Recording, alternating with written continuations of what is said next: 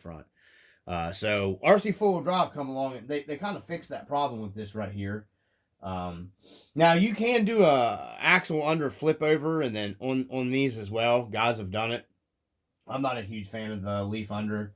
I don't think the Toyotas came with leaf unders. I'm pretty sure all the Hilux trucks were all, a leaf, up above. I'm pretty sure. I don't know. I'd have to research that. I don't know. Don't quote me on that. I'm not that, but I'm pretty sure most of the actual Toyotas came with the leaves mounted above the purchase. So, I just don't really care for that leaf under. If you really want a lower one for a real super scale look, that is a good way of doing it. And they made this, a lot better of an axle. They beefed up these. They put more meat here, so you're not gonna. So I thought, man, and these come with a head. I think the XVD that's actually inside this housing, I think it is a lot heavier duty of an XVD2. I don't know if they changed it, if it's the same XVD that comes in the V1 Yota 2, but this thing feels super smooth. There's not hardly any play in anything. It's really, really buttery smooth. There's no hardly play in anything, guys. It's very, very, very nice. Axle, this new V2. The problem it runs in with me is I'm not going to be able to use it in the Bruise Ruptor build. And I'm just going to call it my Bruise Ruptor build from here on out, even though it's not going to have a Bruise Ruptor rear axle. So the problem is where the transmission notch falls on the HG truck and the Bruiser. This farther offset literally is going to just jab your drive shaft right into your transmission case and break something. So unfortunately, I have a way I think I can use this. It would involve buying the leaf under kit, flipping this the other way around on the truck. So I would end up having to flip it like this and then flip it around that way. I can't remember exactly. I figured it out, and then it would actually put it in a better line with my drive shaft angle, but then I'm going to have to turn the rear as well, because you have to have your diffs, go in the same direction. You can't have your diffs, they'll be fighting against each other. So I'm still trying to figure out a way of flipping this around and using it. So yeah, there's that. I was hoping to get to use that one. I haven't taken this apart and investigated the knuckles and stuff to make sure that I can flip this and flip the knuckles all around and still move everything around to where I can, because this would work better than even the regular TF2 version 1 axle, if I can flip this around, because it'll give my drive shaft an even better drive shaft angle on that Bruise Ruptor build. So next up is another set of axles. So we're going to put these off to the side. And we have, these are a set of axles, and I don't want to go too far in depth. I'm just going to show them to you guys real quick and show you a quick thing that I did to fix the problem with them. These are a cheap axle off of AliExpress. These are Yota 2s. And we're going to grab the rear one real quick. These are actually really nice milled CNC machined axles from AliExpress. They're actually a pretty smooth axle. No grinding. I don't know if you can hear them. They're pretty buttery smooth. They come with a link mount, so you can run links on them. They come with there's your link mounts, so you get the link mounts. These were on sale for $45. I paid for them. They're a pretty smooth. You can hear them in there. They're a pretty smooth axle. Come with your, proper RC four-wheel drive shock mount up here. This one here. The outside of this is a little different. The bearings in here, they don't look like they're sealed bearings. They're just a cheap bearing. I don't really, give a crap about that. The only downfall you'll get with these on the TF2s, these knockoffs in the rear, is your hex is the axle itself is just a tick bit wider than your RC four-wheel drive axle. And I mean, it's just a couple millimeters wider than the RC four-wheel drive axle. I don't know how much it's picking up there on camera, but just a couple millimeters difference. It's because of where I think they drilled these axles on the back here, the internal axle for your hex. So it's going to be a little bit wider. It's no big deal. That back axle, I kind of tore into it a little bit. It's got nice hardened steel gears inside. It's not made cheap. These are a heavier duty stainless internal axle shaft. So I can't see having any problem with the rear axle on this. And they're just as nice as what you'd get with the RC four-wheel drive, and they are a CNC axle. They're not cheap pop metal. This seems to be an actual CNC axle housing, and it's the parts you can take. All the RC four-wheel drive axle internal components will swap over into this rear one. The only difference I've ran into is if you want to run the knockoff internal gear sets, you have to take a file and file the knockoffs. And I'll show you a little in depth here when we get to the front one. You have to file a little bit on the internal axle, your stub axles, to get them to lock in. It's no big deal. So here we go. This is the front of the knockoff, okay? And I'll put links for this in the description down below for these as well.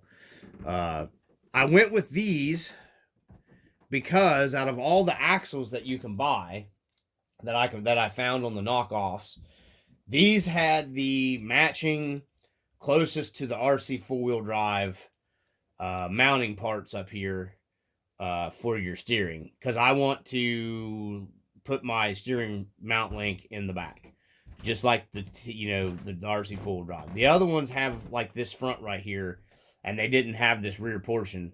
They didn't have the option of steering link in the front or back, is what I'm saying. So that was one of the main reasons why I went with this. It's also CNC'd. Now, the problem that you get with these knockoff axles from China, and I'm going to do a whole video breakdown of this, guys, so be patient. I'll have that coming, because I had to really work on these. They were smooth. They turned smooth. There wasn't any problem. The ring and pinion seemed like they're hardened ring and pinion, nice gear sets. Come with your link mounts. They come with a servo and axle mount if you wanted to mount this in something with the servo and axle. The front is a matching perfect from outside to outside on your front as what the TF2 RC four-wheel drive Yota 2 axle is. So your hexes are exactly almost spot on, perfect. So you're not going to have any problem with your width in that. Why they did that just a hair bit wider in the back on the, I'm sorry, that's the wrong one, on this is beyond me. But I've got parts coming to fix that as well. And you're going to save yourself a ton of money buying these, but you're going to have some hassle and headaches in the end game. And what I ran into with this is your steering on these. Now, the RC four-wheel drive dogbone axles don't have the best steering in the world either. They all have that little bit of catch and bind with a dogbone axle. Anything with a dogbone axle is going to have that catch and bind a little bit. But these were uber bad, okay? This front axle had basically that much steering in the front before it started binding, and it was terrible. So what we've got here, we have improved our steering like tenfold in the front here, and it still has that little bit of dog bone, axle bind in the front of it, but it's buttery smooth now, even with the steering cranked on it. It's not fantastic, but it will work for my Bruise Ruptor build now. So you'll watch here, see my finger, I'm applying a little pressure, like if you have a servo on it, watch the knuckles. Of course, that's 100% maxed out. You'll feel right there, boom, and see it pop. Now, how I got to where I took most of that out, because this was 10,000 times worse. So a little less of a steering angle with your endpoints, it's not going to do it. So if you set your endpoints, and that's plenty of steering for a scale truck, not going to happen. There's no binding. Now, how I fixed that real quick, and I'll go deeper later. These are the original dog bone style stub axle out of these knockoffs. They machine these to be a little too long in here where your dog bone's at. And when you cranked this tight and steered it, it was really binding. So you could only get a little bit of, I mean, literally, it almost wouldn't steer at all. So I got to looking at it and I thought, man, that is almost an exact perfect spot on match for RC four-wheel drive. So what we have here, this is your RC four-wheel drive internal axle. This is just a standard RC four-wheel drive Yota 2 internal, stub axle for the Yota 2 axles. There's the cheap knockoff clone. Dog bone works with it too. They all interchange.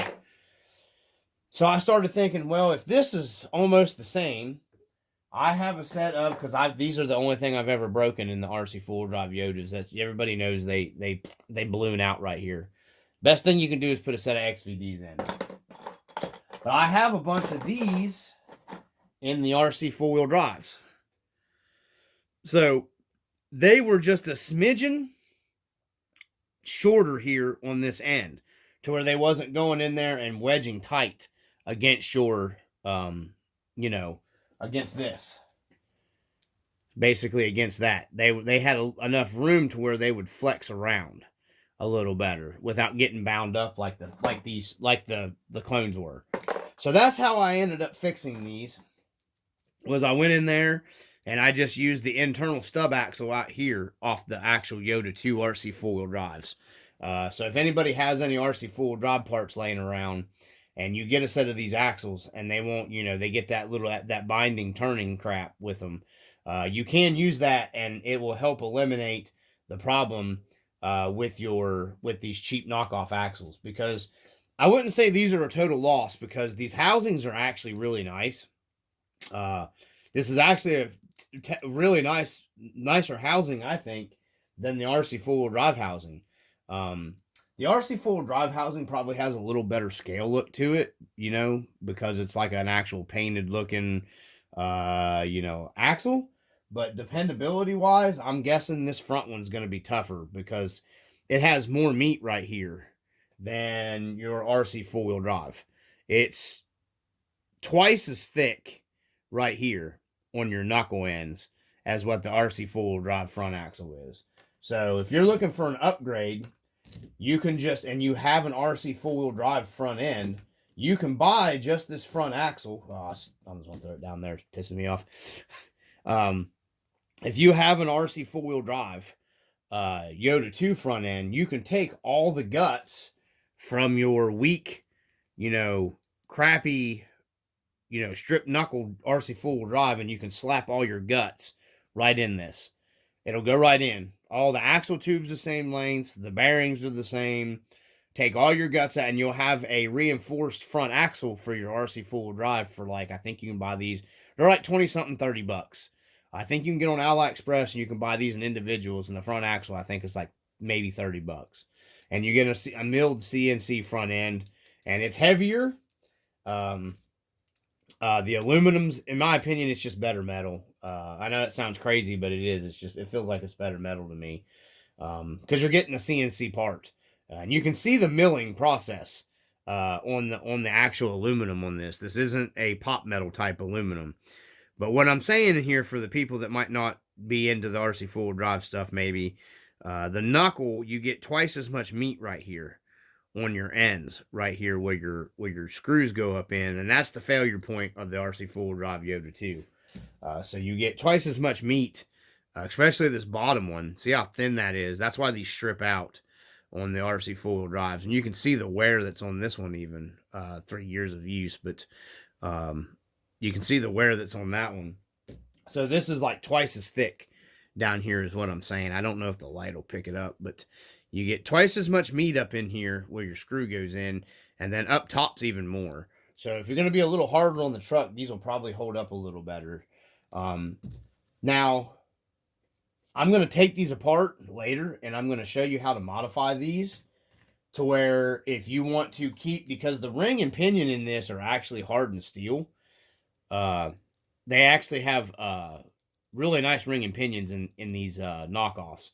I'm going to show you how to modify the RC four-wheel drive XVDs. You can actually get the RC four-wheel drive XVD and put it in the front of this. This is probably which is what I'm going to end up doing, because I think I can pick up the RC four-wheel drive XVD for like 30 some bucks. So I'm going to be pulling the dog bones out of this later and just modifying the RC four-wheel drive XVDs to fit in this. So that's what we got so far here on our packages and coffee video. I know it was a long video.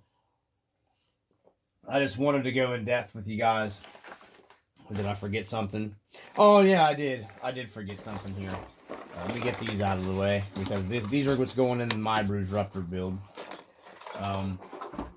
So, I picked up these fender flares. They got dirt and mud on them because I've been trying them on different trucks. So, I picked up these fender flares. They're the rubber, you know, like the Bushwhacker extended fender flares from the 80s and 90s. To put on the truck with the big tires so I could make it look a little more scale. That's going on the Basher truck, I've already decided. These were really cheap on AliExpress. Sorry I don't have them up on the truck. It comes with a full set for like, I think they were like $3. I can't remember. I'll have to look back at the pricing, because I bought a lot of this stuff on AliExpress on sale. But these will work on the RC full drive body, the Tamaya body, and the HG body for anybody that's interested. So yeah, they even got the little cutout here for your gas door and stuff. You just go through here and you put a hole. They're already marked. Put holes for your, scale screws to go in, just like here. And it comes with all the hardware. You poke a hole and it has a little nut in the back, and you just put a hole through your body, and they screw down like a real bushwhacker. A lot of guys, they called them cut out fender flares back then. You cut them out, you put these on, you can run a wider, bigger tire without as much lift. That's why they were called Bushwhacker cutouts. Those are going on the Basher truck with these tires and wheels, because I'm going to use it primarily for, a little bit of everything.